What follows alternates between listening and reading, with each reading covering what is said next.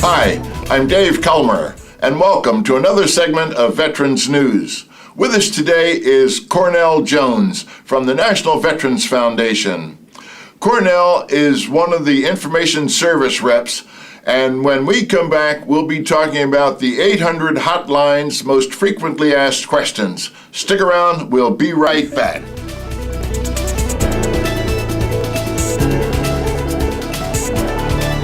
Hi, welcome back to Veterans News. Help me introduce my guest here, Cornell Jones. How are you? How you doing, guys? Hey, Dave. Good. Listen, you're an information service rep with the National Veterans Foundation. Yes. On the hotline. Yes, that's correct. How? I imagine you get some pretty bizarre, buzzy calls. I think I would imagine being on an 800 number hotline for veterans and their significant others and dependents. Yes, actually, we get calls from everything from people wanting auto loan information. Just today, someone called me and asked me where a specific grocery store was in her neighborhood. What's the most frequent call that you get, or the calls that you get more of than anything else? Well, the most frequent calls that we get are usually information requesting DD-214 information, medical benefits. They want either to know how to go about getting them, or how to check on their a disability claim, or just benefits information in general. Like someone will call and want to know about what process they go through to get health care at the VA, or how about go about enrolling into the VA system to get health care. Okay, Cornell, the DD-214, it's a pretty important document. Can you say a little bit about what the DD-214 is, perhaps to a widow, a mother, a daughter, or a significant other of a veteran, just generally what the 214 is? Well, for a widow, it would be most important in seeking burial benefits, because we get a lot of calls from widows that say they won't bury my deceased husband without the DD-214, and for survivors' benefits for proof of military service. Okay, so essentially for all benefits, right, that DD-214 is of the utmost importance. Exactly. What we're looking at is an 8 by 10 sheet of paper with a significant degree of typed information pertaining to the service member, when he went in and when he got out, things like that. Is that correct? The branch of service, and as you said, the service number or the social security number, his job during his military service, things like that. Okay? And if a widow doesn't, if they can't readily find it or not sure where it is, usually what I'll do is I'll go right to the website, to the National Personnel and Records website, and order it for them. And that way I can download the form. It's already barcoded, and I'll just send it out to them. All I have to do is sign it, mail it in, or fax it in. Right? Very good. That's good information, because a lot of people, while we take it for granted, having been associated with the military, a lot of people don't know what necessarily that 214 looks like, and it is so very important. So anything else interesting that you get by way of some of your calls? Well, one of the most significant calls that I've gotten since I've been here is when I had just started. I was only here for about a week, and I got a call from a distraught mother whose son had been arrested for capital murder and kidnapping.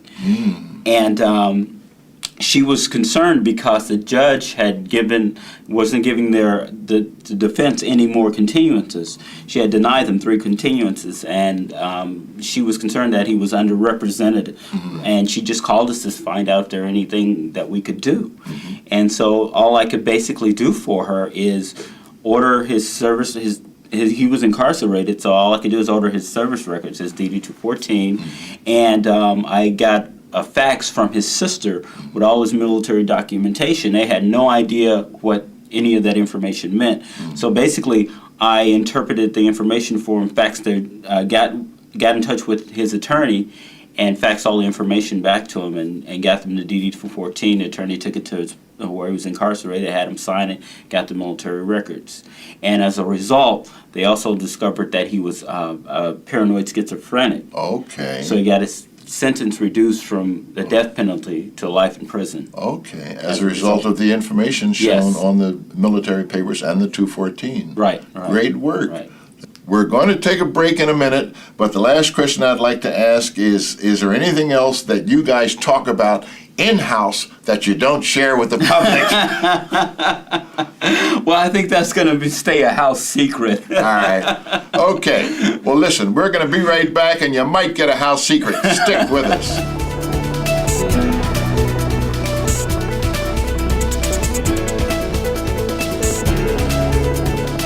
Welcome back.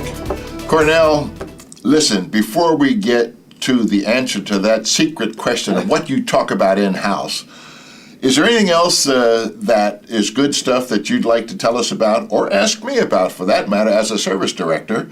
Well, Dave, one of the questions I get asked all the time is concerning adaptive vehicles.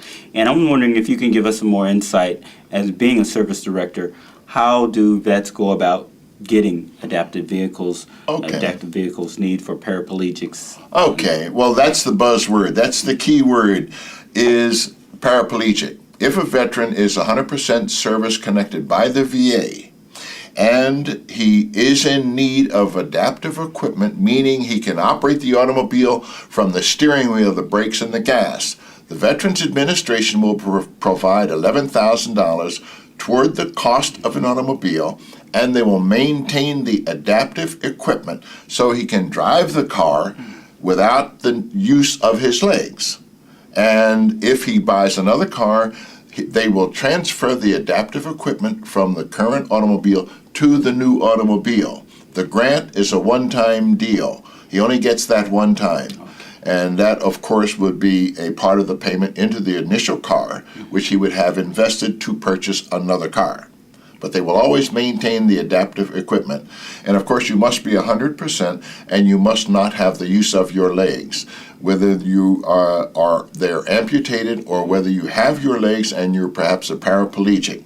But that's what the adaptive equipment is about on the automobile grant for veterans that qualify. So another question I also get asked is concerning veterans who want to re-educate themselves. Maybe they've been out of the workforce for a long period of time, and they're usually calling about VOC rehab benefits. Yeah. VOC rehab is, of course, short for vocational rehabilitation afforded by the Department of Veterans Affairs. When a veteran has a service-connected disability, he can apply for vocational rehabilitation. What it's for is to provide another means of income by retraining the veteran because of the disablement as a result of his injuries, his disability. In the old days, it used to be that you must have had a 30% service-connected disability. That percentage is now removed. And I don't know anything that is without exception, including the VA. An example of a 10% service-connected veteran. This guy was a concert violinist. He had a 10% service-connected disability because of the last tip on the left hand was missing, and for that, it was a 10% disability. But the only thing he had ever done was played the concert violin, and we know what that finger means to a violinist. As a result, he was given full vocational rehabilitation, which pays for all books, tuition, fees, training, and all equipment needed. So VOC rehab is just a matter of applying and going through the interviews and the counseling and the testing to see whether or not the veteran is eligible and will receive the VOC rehab. Where would a veteran start first? If he's going into VOC rehab, how would he start? Will he just go to the VA and knock on the front door and say, "Hey, I want VOC rehab," or that will get you to the right place. Yes, that'll get you to the right place. It's a one-page form, a 22-1900, 22-1900 form, one page. That goes to the VA, and after that, you're contacted. And after the contact, then they begin in the counseling, and then into the interviewing, and then into the testing to see what your aptitudes are and stuff like that. Listen, we got to take a break, but I want to know that in-house question, all right? Okay. So stick around. We'll be right back.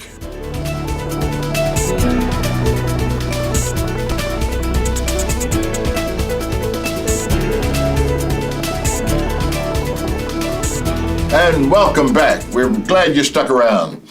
Listen, one other question you had when we were on break, we were talking about the wives. The wives, right. Yeah. Thanks for reminding me. Yeah, thanks a lot. Yeah. One of the things that happens in every war is that when veterans are gone off to war and they're married, the loved ones have to keep going. They've got to manage the budget. They've got to fix the car. Exactly. They've got to get the garage painted. They've got to get another hot water heater. How do they do it? And most women rise to the challenge of doing these things. They accomplish these missions. They balance the checkbook, and they deal with the garage guy that's going to rip them off for automobile repairs. But they're able to do it. And the problem is, when they get back, they've aspired to a new level that they did not have prior to the veteran going off to war. And of course, it's only natural they expect to stay in that same position and level when the veteran comes back. Right. But he left a housewife that didn't have those skills. No. And he wants his rightful position, Right. as far as he's concerned, back. Being man of the house. Being man of the house. But now she's achieved this independence. And if it's not handled carefully, it could bring about some significant issues, which has been experienced through all periods of time and all wars. Exactly. Right. Exactly. So So man wants to come back and take over his old title. And I think what some veterans don't realize is that's got to be if that's going to happen, then it's got to be a slow transition. It can't happen all at once. exactly. You're absolutely correct. We're going to take a quick pause and we'll be right back, and then The secret. The All right. in-house secret. all right. In-house Thanks a lot. Yeah. Be right back.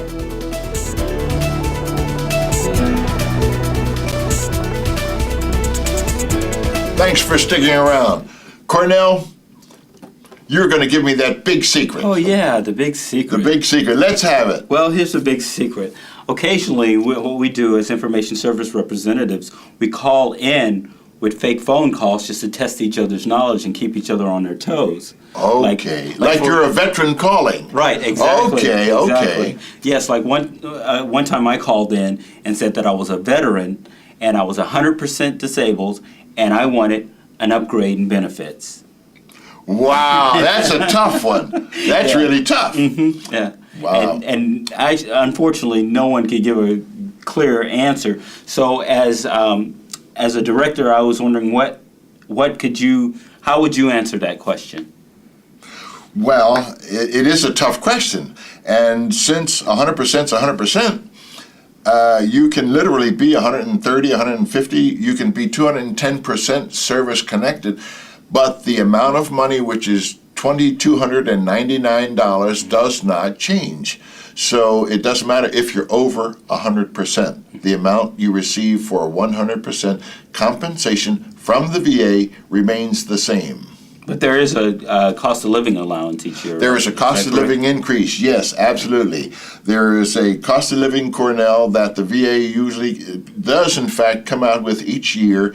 The variance is perhaps 2 or 3 or 4% cost of living increase that is administered by the VA every year at the 30th of January. 30th of December is when it's payable. Okay. It's called a COLA. Okay. It's cost of living increase annually. Okay. What about an increase in services for medical benefits? If you're disabled, if you have a certain disability, and what the injury is exacerbated by other problems that were during Okay. wartime All right. or active duty, do those benefits increase? Well, to be sure I understand, let's say you have one knee that's blown out from perhaps shrapnel, and now the good knee is made bad because of excessive use, Okay. because of the bad knee. Right. Then that is service connectable. It's referred to by the VA as an adjunct condition. Okay. Meaning the good knee is now made bad because of the bad knee and favoring the bad knee and using the good knee more. So now it's become disabling. Okay. Much the case as with a lower back pain. When you have knee and ankle and leg problems, you begin to have a different gait. That is, you walk differently. As a result of that, you use different muscles. And those muscles now begin to ache because they are not accustomed to having been used, generating lower back pain. Wow, that's Great. an injury that can really snowball. Right. Good Yeah. question. Cornell, I'd really like to thank you for being here. Thank you, Dave. Thanks you for so having me. much. Listen, being a veteran, it just makes everything simpler. Yes. You're a smart guy, and maybe people didn't know you were a veteran. Yes, I'm a Desert Storm veteran. Desert Storm. Yes. Okay, and all of the information reps are veterans. Yes, that's correct. Very good. So it's not that you guys are just smart, you're smart and veterans. Yes, we are. Cornell, it was a pleasure once again. Thank you, Thank Dave. you so much. Thank you. And thanks for joining us. We look forward to seeing you on the next segment of Veterans News.